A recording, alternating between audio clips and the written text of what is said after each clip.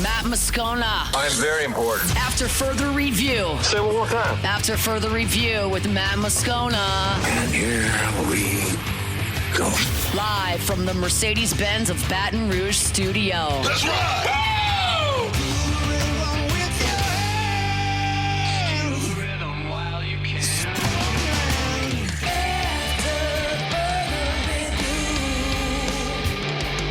And off we go. Welcome aboard. Glad you're with us. It's AFR presented by Relief Windows. I'm Matt. This is Shaq O'Neal, and I hate Matt. Paul O'Neal. They're chanting Paul O'Neal's name. Alondra Villarreal.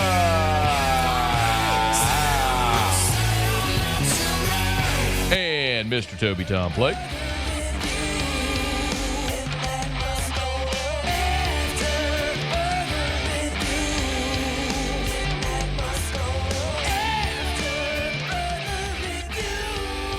All right, we're here. Glad you are as well. Get out there and make it a good one. LSU was on the practice field. The Saints lost a preseason game. We'll continue our SEC fall previews. Ton to do, but let us begin as we do every single day. It's time to pop the top on another edition of AFR with Bud Light. Drink easy. Tigers are back on the practice field on Monday, and Brian Kelly was kind enough to allow the media to watch the entirety of the workout. I shall not bury the lead. Everyone, no doubt, was most concerned with or interested in Garrett Nussmeier. We learned last week that he's dealing with tendonitis in his knee, and all these weird rumors started everywhere. People melted, and ultimately, it was nothing. So we went out there, and they started practice at the indoor facility, and we got to watch about 20 minutes or so at the indoor before they went outside. You can go look on any of my social media. I posted a video of Garrett Nussmeier throwing. They were helmets and shoulder pads today. He has a sleeve on his left leg and was not in any way limited. Did everything at practice today. I don't know what else to say. Like, he did everything. Individual team, indoor, outdoor, 11 on 11, red zone, all of it. So Garrett Nussmeier, full go, no limitations whatsoever. That's fantastic news. Really quickly, though, a couple of other, I guess, injury tidbits. Jakeem Jackson, when they were indoors, had a bunch of kinesio tape on the back of his leg. And then when they outdoors, he was just on the exercise bike the rest of the time. So I'm reading into the fact that he had kinesio tape all over the back of his leg, that it was a hamstring. But we'll see what may come of that. And then during a special teams period, Barian Brown was returning a punt. It was a short punt, dead sprint, caught it on the fly and sprinted up the sideline, which was phenomenal to watch him do that. But anyway, when he was coming back, he was just limping a little bit, went to the middle of the field, taped his foot over his cleat, and then finished practice. A little hobbled here and there, but not anything that made him miss any of the rest of practice. So those are just some of the tidbits. This was an interesting day because they did a lot of very specialized work. There was like a pooch punting period. There was a period where the offense only worked on screens. They were running against air, but it was the full offense, and they just were running screens. So running backs to tight ends, just screens. They ran an 11 on 11 period where it was a goal-to-go situation, 3rd and 8 for the offense, 2 plays to score. So it was very, very specific today, situational, that they were working on. I'll tell you, in all the notes I took, there were 3 really big offensive standouts on this day that would have been impossible for anyone to miss. Trey'Dez Green, Xavier Thomas, Barian Brown. We've mentioned Barian Brown a lot throughout fall camp because he's been pretty exceptional. Today was no different. When they were indoors, they did the wide receiver DB drill. We've told you about it before. It's a one-on-one drill. Quarterback in the middle of the field, receiver, defensive back to either side, and they're running a one-on-one route. Trey'Dez beat Harold Perkins twice, so they started at the 40, then they went to the 20, and then they went to the 5. And so everybody got 3 reps. Trey'Dez beat Harold Perkins on the first 2 reps. When they went to the 5, they put him on A.J. Halsey. Same thing, scored all 3 times. Xavier Thomas was, let's see. Oh, he beat Mansour Delane 3 times. He was awesome in this drill. And then Berrien Brown, he caught a one-handed touchdown grab over P.J. Woodland, who was yanking his jersey.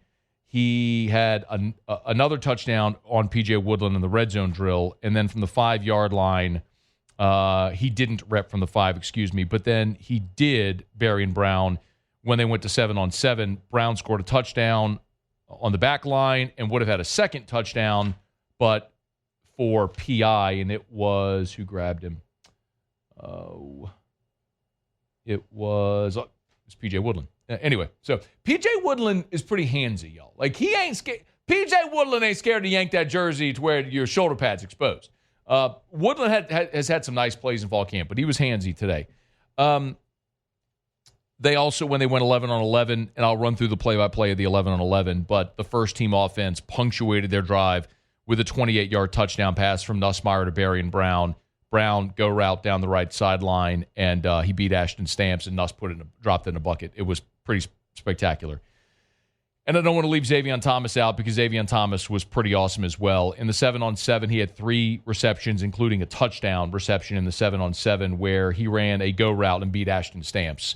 It was a day where those 3 guys were pretty special. Tradez Green when they were indoors doing the wide receiver DB drills.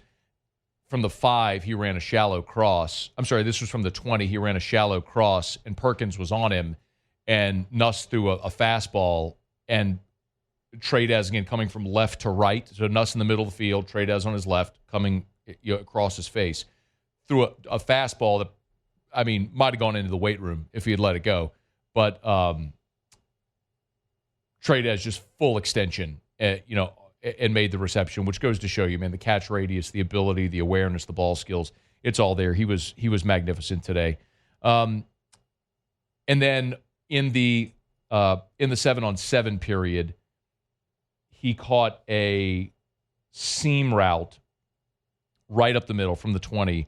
He caught a seam route, did Tradez for a touchdown. He beat Harold Perkins on the seam route there as well. So those 3 guys are pretty awesome.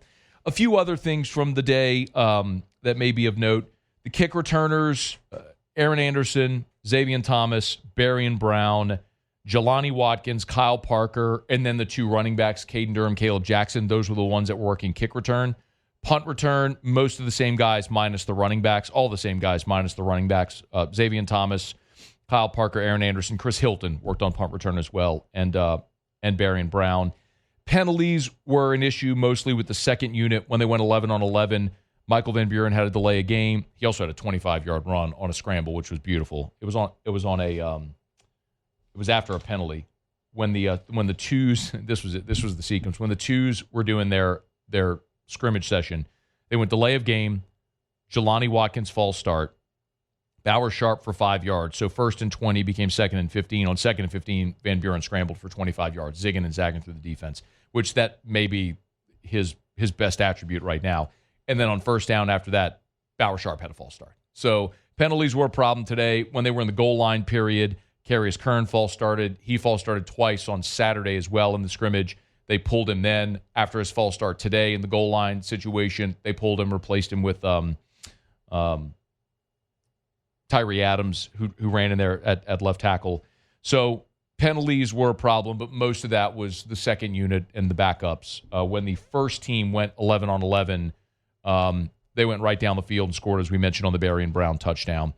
The other sort of big takeaway I would tell you from today's practice, and really from Saturday and Monday, practices 9 and 10, we spent so much of the first full week of camp talking about the struggles the offensive line has had blocking the defensive front.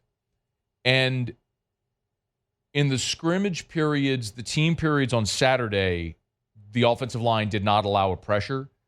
And in all the plays I charted today, they also, again, did not allow a pressure. And, the feeling that I've shared with you in watching them go out there is when the offensive line wins one-on-ones, it tells you they're talented enough to hold up against these really good pass rushers.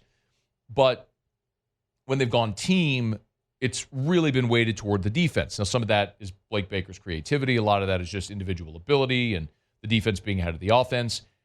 What you wanted to see was the 5 offensive linemen begin to act as one and get more continuity. We saw that these last 2 practices where you just haven't seen the purple wave enveloping the white jerseys, which are the offense. So that was fantastic to see. Of all the plays I charted today during the 11-on-11s, the red zone, the goal line, and the scrimmage periods, there were no pressures, no sacks, and the only negative play that I charted was Bernard Gooden, shocker, had a TFL on Caleb Jackson. And that was in the when they were in the red zone period. It was they were at the 10-yard. The offense was at the 10-yard line, and it was Zayman Thomas had a beautiful catch on the sideline for 15 yards. The offense was at the 10-yard line, and Bernard Gooden had a TFL for a loss of a yard on Caleb Jackson. That was the only negative play that I charted for the offense all day. So a day that was very heavily weighted for the offense, which was great to see because, man, the defense has a lot of talent. They're rotating a bunch of guys, and Blake Baker has a lot of toys in the chest to play with, and it was nice to see the offense kind of have the upper hand on a day after the defense had really, really owned the team periods through the first full week of camp. All right, it is after further review. Next hour, I'll run. I charted all the play-by-play of the 7-on-7s and the team periods. So I'll run through that next hour.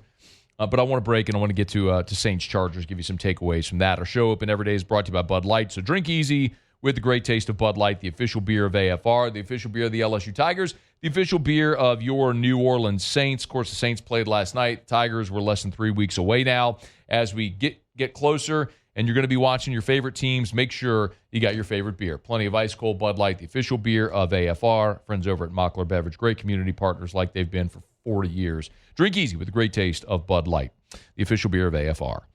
Okay, quick break. Come back. Saints lose their preseason opener to the Chargers. I'll give you my takeaways when we continue on AFR. After further review. We are brought to you by Clegg's Nursery, 4 locations in the greater Baton Rouge area, Siegen near Airline, LA 16 in Denham, Mid-City on Donmore, and the Garden Center on Greenwell Springs. And right now, kind of starting to transition into fall gardening. It is time to start planting your fall vegetable garden. It may not seem like it, but look at the calendar, y'all. We're approaching the middle of August. It's August the 11th. So it's time to start planting that fall vegetable garden. They're getting new shipments of fall vegetable plants, of Johnny Naylor seeds. And if you have ever eaten fresh garden-grown vegetables, you will understand nothing beats that flavor, that sort of farm-to-table or garden-to-table flavor. So, and plus it's a good activity to do with the kids, get you outdoors, the entire family can do it. So get on by Clegg's Nursery. Time to start planting those fall vegetable gardens. You can buy Johnny Naylor seeds or those vegetable plants. They got them at any of the 4 locations of Clegg's Nursery. So buy local, shop local, and tell them Matt sent you to Clegg's Nursery. After further review, presented by Relief Windows. Windows, doors, siding, and oh, we do shutters too. Really good process. I think you focus on the process, make sure we're operating at a really high level, just especially the coaching staff on the headsets, on the sideline, all the communication that goes into this thing. I think a lot of good stuff there. Certainly there's things that we're going to learn and grow from in every aspect of this organization.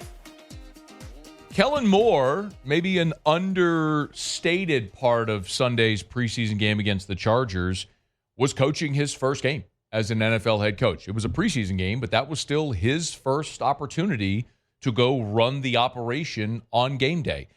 Saints lost 27-13. You'll hear me say it over and over and over and over and over and over and over again. I do not care about the result of a preseason game. I don't care that they lost 27-13. It is not in any way ever played out or executed or handled like it would on an actual NFL Sunday.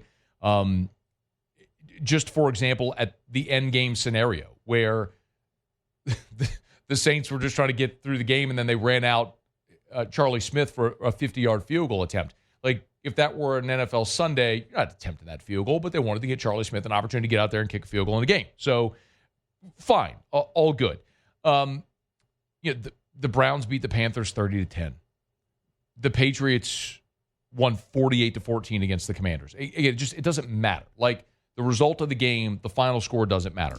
What I try to glean from preseason is individual performances or position group performances from groups that, A, need work or and experience, like the Saints quarterbacks, or B, guys that are trying to earn a roster spot. Like, that's what I'm looking for when I go watch a Saints preseason game. So I'll give you some of my good and then some of the bad and what I'd like to see moving forward. But the most important thing, and I know Kellen Moore after the game didn't give an update, and as of right now, we still haven't seen an update, but the injuries to Trevor Penning and Will Clapp, and I guess secondarily to Bub Means, are maybe the most significant thing to come out of this game. Penning missed the bulk of his rookie season with an injury he suffered in preseason. And after that, he's been really durable. I mean, Trevor Penning, we forget because he's been maligned because he hasn't played very well, but he's played every game the last 2 seasons. I mean, he's played all 17 games each of the last 2 seasons. He has been in a position group that has not been durable. He has been available. So we'll see. He went off to the sideline, went to the injury tent, came out of the tent, then they carted him to the locker room. Same with Will Clapp and same with Bub Means. Maybe the whole carting them to the locker room is just something that they're doing now in the NFL. I don't know, but both Penning and Clapp clearly had lower leg injuries. Both had their cleats off when they were being carted to the sideline. The Penning one is potentially really damaging because that's your starting left guard, and you finally moved into a position that probably suits him well. And here's hoping he's fine and he's able to go by the time you play Arizona on September the 7th. But if Penning can't go, there's a giant question of what's next. Like, is that Shane Lemieux? Is that Dylan Radins? Who is that's going to play left guard for you if Penning is injured? And similarly, Will Clapp was a virtual lock to make this team. Will Clapp played 2 seasons in L.A. where Kellen Moore was the offensive coordinator. And because of his versatility at center and guard and his NFL experience going into his 8th NFL season, Clapp is a virtual lock to make this team if he's healthy. So the most important thing to come out of Sunday is going to be the health of those 2 guys, because those are 2 guys that are going to make your 53-1 as a starter. So let's see where it goes from there. I'll give you some good, and this is probably not the place you thought I was going to start. I thought the Saints are really good on special teams. In the return game, Kendre Miller had a kickoff return for 36 yards. Velus Jones had a kickoff at the end of the game for 46 yards. I thought they were quite good there. Blake Grupe made his lone field goal attempt of 31 yards. Charlie Smith, as we mentioned, made a 50-yarder there at the end of the game. He really struggled with consistency. Both Kai Kroger and James Burnip had 3 punts apiece. Burnip pinned 2 inside the 20-yard line. Kroger averaged 46.3 yards per punt, had a long of 52. You recovered a muffed punt in the first quarter. I thought special teams were good. I know that's not necessarily a thing that you want to lead with, but that was the first big standout that I had. I know we're going to talk a ton about the quarterbacks, and there wasn't much that was inspiring from Spencer Rattler. He lost a fumble on the strip sack. Dylan Radins let the end come around from the right offensive end. So Rattler had the strip sack, but he was 7 of 11 for 53 yards. He protected the football, at least in the air. Both Haener and Shuck threw interceptions. There wasn't a whole lot to inspire confidence, but I loved Tyler Shuck's 2-minute drill before half. And after the game, Kellen Moore had thoughts on that possession, because that was Shuck's first possession. The Saints got the ball right before half with a 2-minute opportunity. They let Shuck go run it, and he came up with a field goal. Here was Kellen Moore. It's number 7. Not the script you paint that say, hey, your first drive is going to be a 2-minute drive right before half, but just the way the series worked, that's what presented itself. I thought he just did a really good job. Just found completions, handled it really well, understood the situations, when we can use the sideline, when we can take completions, get in field position, even at the end, understanding that situation where we have no timeouts and, hey, we want to get a shot in the end zone, but if it's not there, we got to protect the field goal opportunity. I thought he did a really good job there. They went 10 plays, 52 yards in a minute 33. They faced a 3rd and 1 where the penalty gave them the first down. And then the only other 3rd down they faced was the 3rd and 5 with 14 seconds left. And Shuck, as you heard Kellen say, they threw it away to protect the field goal opportunity, and Groupie nailed it. So to come up with points there at the end of the first half, when you got the ball, the Saints took over that possession. They took over the possession at with a minute 38 to go in the half, and came away with points. I thought that was really encouraging. I thought, obviously, Tyler Shuck's touchdown pass to Mason Tipton was a beautiful ball, and Mason Tipton got wide open, and Shuck found him. But it was not just the touchdown pass; it was also the response after the pick six. So Shuck throws a pick six, comes right back, boom, the deep touchdown pass to Mason Tipton. This was Shuck talking about coming back after that interception to throw the touchdown pass. Yeah, I think for me, I was on the sideline just smiling. We were like, hey, man, this is part of it. I'm throwing that 9 times out of 10. It's the exact look we wanted. He made a really good play and jumped it. So we knew we were going to get the ball back and just go drive down the field and score. And everybody was on the same page. So it was good. Stuff like that happens. It was good to go bounce back and let it rip. I thought there were some good defensive standouts individually. Isaiah Stallbird was all over the field. He had 8 tackles. I like the young linebackers on this team. DeMario's long in the tooth, and Pete Werner's been a really good player but had injury issues. Isaiah Stallbird was really good, and so is Danny Stutzman. We talked about it on Friday. Stutzman didn't practice much in the last practice because they were going to give him a lot of run in this preseason game, and he showed up and ended up with 3 tackles and really flashed all over the field. Christian Boyd, former draft pick, had a sack. I thought Chris Rumph played really well, and this sort of dovetails into one of the bad, which was Isaiah Foskey. Isaiah Foskey played effectively the entire game and did not record a stat. I don't know what else there is to say about Isaiah Foskey at this point. We've all said it. He's a second-round pick. He's a bust. You used a top 50 pick on Isaiah Foskey, and he just can't impact the game. It's another bust when you drafted an edge rusher. Throw it in there with Marcus Davenport and with Peyton Turner. You used a pick that you would typically expect to get a starter out of that pick, and you can't even get a contributor. This is a guy in Isaiah Foskey that I don't think makes the roster, especially if you have a guy like Chris Rumph, who, remember, has that experience with Brandon Staley in L.A., and I thought Chris Rumph was really good in this game. He came away with 3 tackles. He had a sack in the ball game as well. He had a quarterback hit and a TFL. So if Rumph keeps playing that way, that's a better rotational piece than Foskey, who's only hanging around because you used a draft pick on him. I thought that. So those guys, I thought defensively played really, really well. And how about Kendre Miller? The disappointment was the stuff at the goal line. That was hardly his fault. But Kendre Miller, when healthy, is kind of showing you what he's capable of. Now, can he stay healthy? Can he stay on the field? Kendre had 6 carries for 15 yards. That's not going to pop, no doubt. But he did also have the kickoff return, which I mentioned, for 36 yards. And there were times where he looked fast and active and strong and powerful.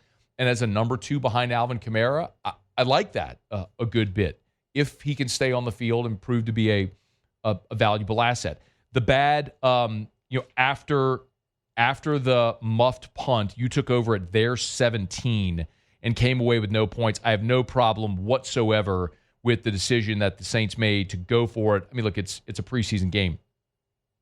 You took over at their 17-yard line, and Kendre got 8 yards on first down. It's 2nd and 2 from the 9.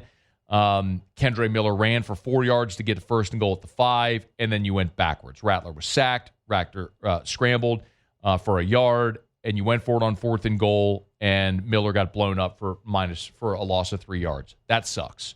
Your offensive line has to be better, and at that point, you had your starting offensive line in. Now, Clapp was out after just the second play, so you had Torricelli Simpkins in there, the rookie out of South Carolina at center, but the rest of that line was your starting offensive line. And you had 4th and goal at the 1.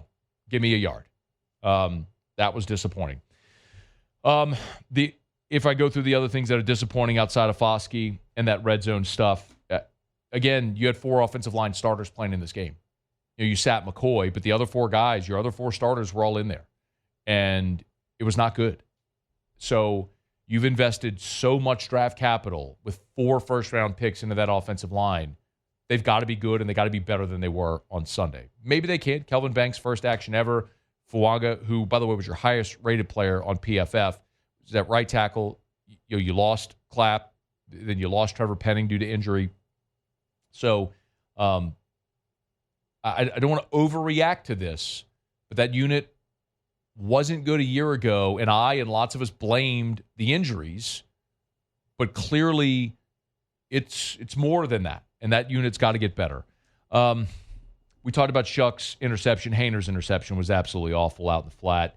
And then DJU comes off the bench and spins a 49-yard dime, and then Rocket Sanders is in the end zone the next play. But the two guys covering on that play are two guys that very likely aren't even going to make the roster. I'm trying to get, if you'll forgive me, I chart numbers a lot instead of let's see. It was 35 and 37 who were on the coverage. Forgive me, I'm trying to get it. It was that was it. It was Dallas. It was Dallas Beanham and who's 35? Sorry, it really doesn't matter. But anyway, it was Dallas Beanham and I can't find it. A guy that's not going to make the team. So whatever. Elliot Davison. Sorry, that was it. Dallas Beanham and Elliot Davison got burned deep on that one. So again, I don't want to overreact to that because those are guys that aren't going to make this team. But it was a pretty ugly play. So when you look at what's next, the Saints will stay out in L.A. Kellen Moore did say they're going to try to work out, do some joint practices with the Rams while they're out there in L.A., which would be great. I think you get a lot of value out of that, maybe even more so than a preseason game. I'm curious to see if Tyler Shuck will get the start in the next preseason game. The next preseason game, by the way, is at home against Jacksonville. I want to see if these young defenders can continue to play well like some of them did. I want to see if the offensive line can play better. And I'm not going to overreact to the result of the first preseason game, but definitely want to see the offensive line perform better. And you hope to see more out of Spencer Rattler if he's going to be the guy. And if not, maybe Tyler Shuck can make that move and ultimately be the game one star. He's got a couple of weeks to see if he can figure that out. All right, it's After Further Review. We're brought to you by South Point Volkswagen and SouthPointVW.com. New and certified pre-owned in Baton Rouge and online at SouthPointVW.com, SouthPointVW.com. The selection, y'all, the selection is what sets them apart. And, of course, just because driving Volkswagens are fun and they're great people to deal with over at South Point Volkswagen. You always get great deals, $299 a month on a 36-month lease right now on 2025 Tiguan S. You can check them out at South Point Volkswagen, airline just north of Highland, or SouthPointVW.com. Remember, because they move more inventory than anyone, they can give you a better deal than anyone over at South Point Volkswagen. Don't forget about their certified pre-owned as well at SouthPointVW.com. Not just Volkswagens, all makes and models on their certified pre-owns at South Point Volkswagen. Airline just north of Highland or SouthPointVW.com. South Point Volkswagen, what's your direction? All right, y'all, it is After Further Review. We're glad you're hanging out with us here on this Monday edition presented by Relief Windows. A lot to do. We'll go around the SEC when we come back. I will circle back in about 28 minutes to the LSU practice report and give you the full squad play-by-play of the 7-on-7 and the 11-on-11 periods. We will go through the Saints' PFF grades from the preseason opener there against the Chargers. 1 hour from right now, we'll continue our SEC fall preview series. We're looking at all of LSU's opponents, and so we're going in order. Today is Vandy, so our buddy Chris Lee from VandySports.com will be here in exactly 1 hour. So a ton to do, and glad you're hanging out with us here on this Monday edition of AFR presented by Relief Windows. AFR. Get Gordon and get it done. Gordon McKernan Injury Attorneys. You've been injured in an accident. It's not your fault. Don't go it alone. Don't go it alone. Don't accept a quick check from the insurance company. Get Gordon and get it done. Let Gordon and his team go to work for you to make sure that you get exactly what you deserve so that you can get back to your life. GetGordon.com, GetGordon.com. That's the website, GetGordon.com, if you want to start right there. It's a great way. Listen, there's a lot of different ways. There's a chat box on the homepage if you want to text or chat with one of their associates. You can always call 888-8888, 888-8888. The call now button is on the homepage as well, 888-8888.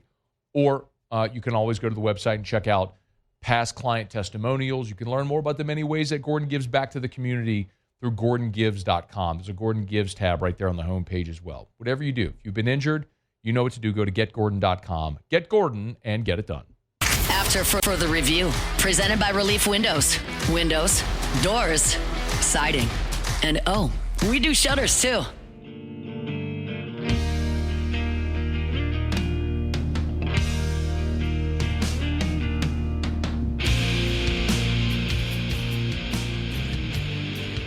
Preseason Top 25 Associated Press poll was released today, and you shouldn't give a rip about it. I know.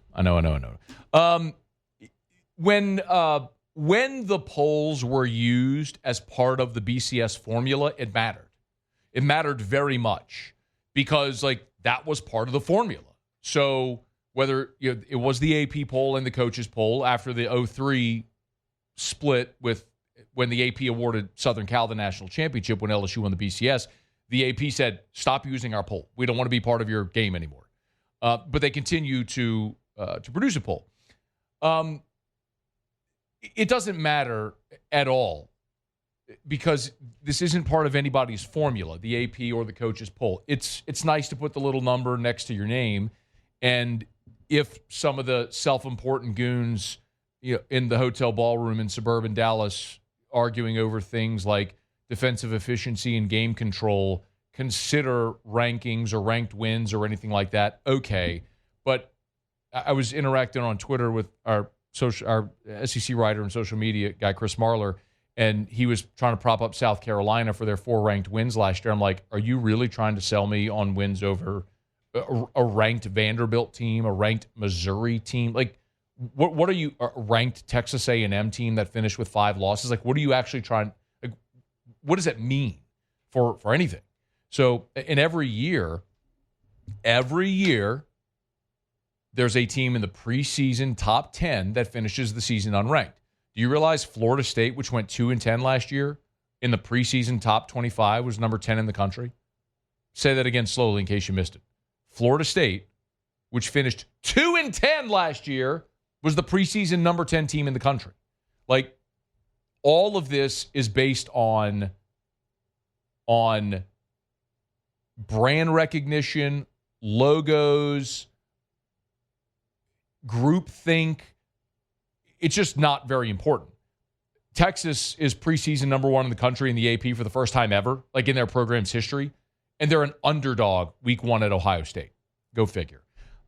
In case you do care about this, Texas 1, Penn State 2, Ohio State 3, Clemson, Georgia, Notre Dame, Oregon, Alabama, LSU at 9, Miami 10. That's your top 10 right there. The other SEC schools, South Carolina at 13, Florida at 15, Oklahoma at 18, despite the fact that they were a 500 team a season ago. I guess all of a sudden they're going to be ranked just because they're Oklahoma. A&M at 19 because, of course, they are. And then Ole Miss 21 and Tennessee 24. That's your preseason top 25 with the SEC teams in it. So if you want to prop up that sort of thing, LSU-Clemson will be a preseason top 10 matchup. LSU's number 9, Clemson's number 4. So on the marquee, it'll look prettier, but there's your preseason AP top 25. All right, we're brought to you by Shaw Bills Tire and Auto Service, ShawBillsTire.com, with locations all over South Louisiana. Name brand tires at wholesale prices. I tell you that every day because it's important, because they even guarantee it. They have the price match guarantee. So if you buy tires at Shaw Bills and you find those same tires advertised somewhere cheaper, they'll refund you 125% of the difference. So if you buy tires at Shaw Bills and then you find those tires cheaper somewhere else, you're actually going to end up making money. That's not bad. It's at Shaw Bills. Shaw Bills Tire and Auto Service, ShawBillsTire.com, ShawBillsTire.com. Shaw Bills, where we keep you rolling. Okay, we do it every day about this time. Let's go around the SEC. Around the SEC, bringing you the biggest news from the nation's best conference. The Florida Gators. Billy Napier Monday provided an update on DJ Lagway, who's still battling back from a calf injury. That's after he was battling back from a shoulder injury that kept him out of spring. Napier said that Lagway is on schedule, but still working through the calf injury. Did not play in Saturday's scrimmage. Tramel Jones has been getting the first team reps when Lagway isn't available. The Tennessee Volunteers. Wide receiver Chris Brazzell was arrested on charges of driving with a suspended license. That's per the Knoxville News Sentinel. it was also speeding, and Brazel is expected in court on August the 20th. He was driving 60 in a 35. Hate to say I've probably done that a time or two in my life as well with a lead foot. He's top returning receiver for the Vols, which is why this is important. 29 catches for 333 yards last season. So in a position group that doesn't have a lot of returning experience, this was their top most experienced guy, and now in a little bit of trouble with the law. The Auburn Tigers. Auburn tight end Hollis Davidson was arrested on a felony drug charge in his home state of Georgia at the end of last month, but it's just now becoming public. It was actually back on June 19th whenever this took place. He was arrested on July 26th. He was, charged and arrested back on July the 26th. It was one of several arrests involving Auburn football players who have violated team rules in the past couple of weeks. Linebacker D'Angelo Barber and wide receiver Malcolm Simmons were also arrested in July. The South Carolina Gamecocks. And Carolina's agreed to place on-field advertisements at Williams-Brice Stadium. They're partnering with Blanchard Machinery, which is headquartered in Columbia. It's a 5-year partnership. No word on the terms, but it'll be Blanchard's cat logo and the Blanchard rental logo. And it's also Williams-Brice scheduled to have premium seating options scheduled for completion in 2027. But the first that we know of, with the new policy allowing on-field advertisements in the SEC, South Carolina is going to do it at Williams-Brice.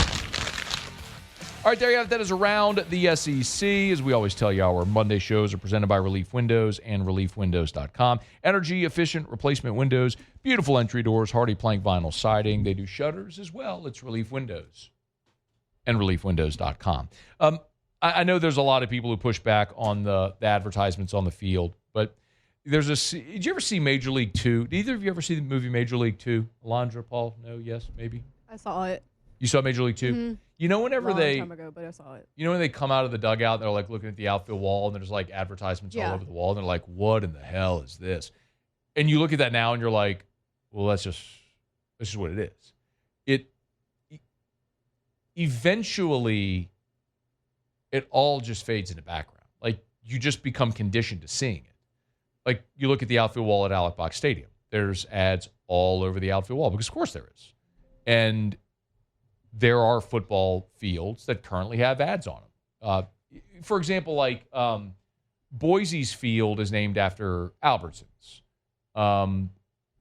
The Kentucky is it Kroger Field? That sounds right. But, I mean, like, they have those logos on there. I mean, the LSU basketball court had a Cox logo on it, Cox Communications.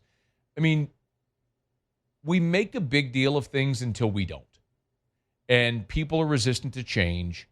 But what this illustrates is the need for new revenue streams. And I know it's something that we talk a lot about here, maybe to the point where we talk about it more than most, and maybe you don't care. But the bottom line is,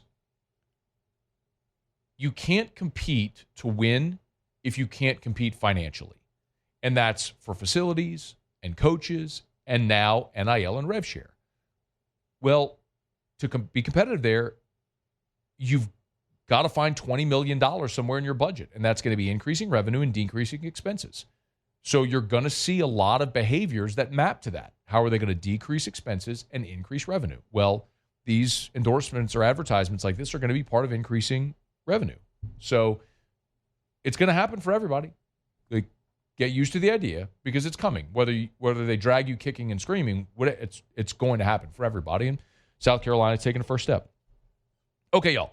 It's AFR. We'll knock out a quick break. Monday show is brought to you by Relief Windows. Again, we will go through. I'll run through the play-by-play of LSU's football practice, the 11-on-11 periods. We'll do that in about 15 minutes from right now. When we come back, a massive, massive deal for the future of sports on television.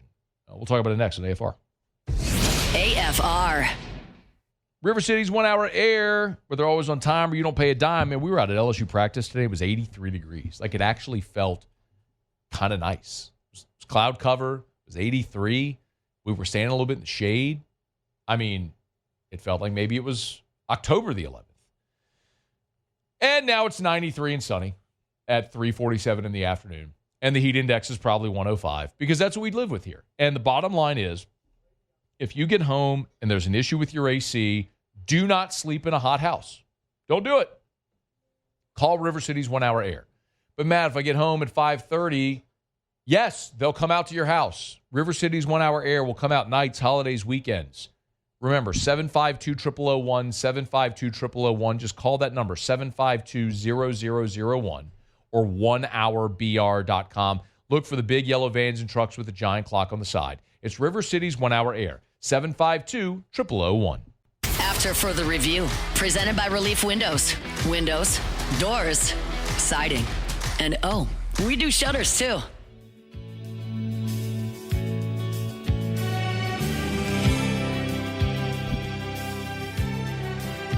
Hey, Alondra, pretty soon, Bo and I aren't going to be texting you on Saturday nights for your Pirate Stream link for UFC fights. I'm also not going to have pop-ups and possible viruses on my computer anymore, so that's great. The UFC and Paramount have reached a 7-year deal, $1.1 billion per year, so $7.7 billion for the total package over the 7 years. The most significant part of this deal, moving from ESPN to Paramount, and so all of the UFC content will be on Paramount and CBS. So some of the fight nights, for example, may simulcast on CBS. But as of now, the UFC operated on a pay-per-view model for years. And then whenever they did their TV deal or their deal with ESPN, everything moved behind the ESPN Plus paywall, where if you had ESPN Plus, you could watch everything except their marquee events were still pay-per-view. So you had to have ESPN Plus, and then you could buy the pay-per-view. Well, this is eliminating the pay-per-view model. If you have Paramount Plus for $12.99 a year, you will be able to watch every UFC event. So all of the quote-unquote pay-per-views, the marquee events that were behind the pay-per-view paywall before are now only on Paramount Plus. So $12.99 a month, it's roughly $150 for the year. So for $150 for the year, you can watch every single UFC event. I, as a UFC fan, am really excited about that. I'm sure you are as well. Would you pay the $150? Yeah, I will. Yeah. Yeah. Way better than buying a bunch of pay-per-views. I would argue that there have been a lot of times that I would have watched. I would have been more willing to watch UFC events that I just wasn't going to spend for the pay-per-view. There's probably, I would say, and I'm a UFC fan, like I'll watch the pre and the prelims on ESPN Plus and then ESPN, and then a lot of times I won't watch the main card because it's on pay-per-view. Or I'd find a illegal stream link or something like Pirate Stream. Yeah. Which I don't care. I mean, it's just what it is. I probably bought 2 or 3 a year. The really, really big cards during football season. I can't watch any UFC because my Saturdays are college football.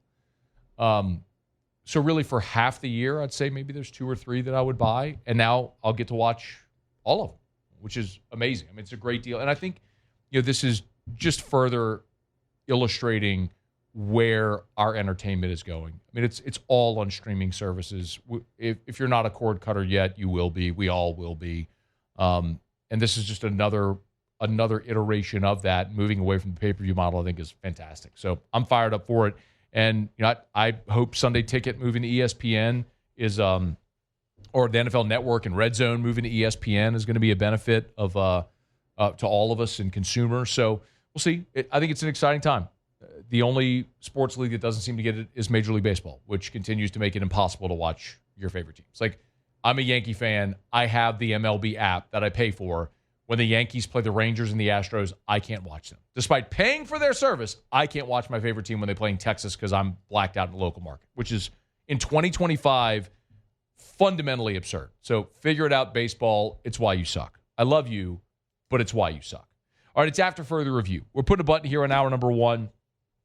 When we come back, I'll run through. We'll head back out to the Ponderosa. LSU practiced for about 2 hours today. They started indoors, went outdoors. If you missed it at the start of the show, I gave you my takeaways from practice. When we come back after SportsCenter, I'll run through the play-by-play sequencing for the 7-on-7 periods and the 3 different 11-on-11 periods that LSU went through when they worked outdoors on Monday. So we'll get to all of that.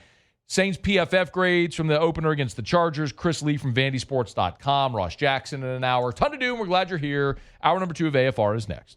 AFR. Drink Evermore, EVA-MOR, Evermore.com. And yes, this is a great time to drink Evermore. EVA-MOR, Evermore.com. It is hot outside. You've got to make sure you stay hydrated. As I look here on my tablet at the thermostat in the bottom, it literally just says very hot weather. So you want to stay hydrated. Of course, you can drink a great Louisiana product. It's better tasting. I challenge you. Grab a bottle of Evermore. Drink it side by side with whatever bottled water you usually get. Or grab one of those other bottled waters and look at the label and see where it says things like such and such added for flavor. Minerals or electrolytes added for... You're not drinking a natural product. You're drinking things with artificial things added to it or taken away from it. This is from a natural artesian well right into the bottle. It's a better form of hydration. It's a healthier option for you and your family. It's Evermore. EVA-MOR. Available at great local retailers.